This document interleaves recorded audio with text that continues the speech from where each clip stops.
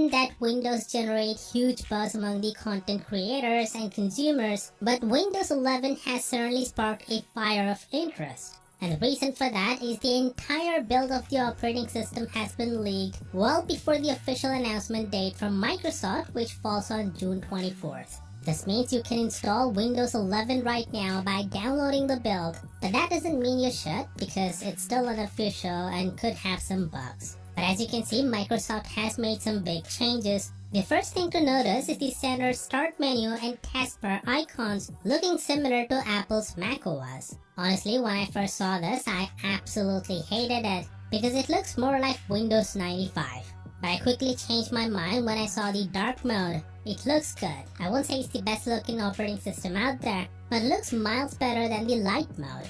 That said, there's also a setting that moves the start menu and icons to the left where they've always been if you don't really like the change. Also, Microsoft has dropped live tiles for icons and grid layout and replaced it with more simplistic transparent icons. Some of you may like this decision and some of you may not, but there's a good reason why they did it. You see, the majority of people use smartphones these days, whether it's an iPhone or an Android phone, and if they're using the desktop for the very first time, they expect it to look familiar to what they're used to. This holds especially true for kids who grew up using an iPad. When they grow up and need a real computer, they need something that's a little more intuitive that they're used to.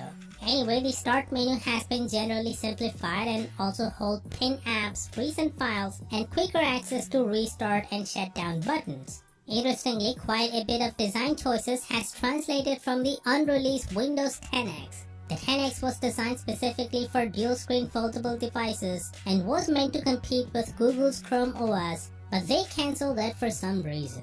Also, one of the new features of Windows 11 includes snap controls that one can access from the Maximize button on all apps. The feature allows the user to quickly snap windows side by side or arrange them in sections on your desktop.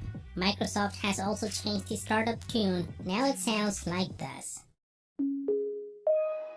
That said, I really don't know how to feel about Windows 11 because it seems different, but it's basically the same. Quite disappointed that this is being named Windows 11, especially being that this is nothing more than the UI elements of Windows 10X being integrated into the current Windows 10 OS. Microsoft seems to be following Apple, considering that after nearly 2 decades they moved from the version 10.x to version 11.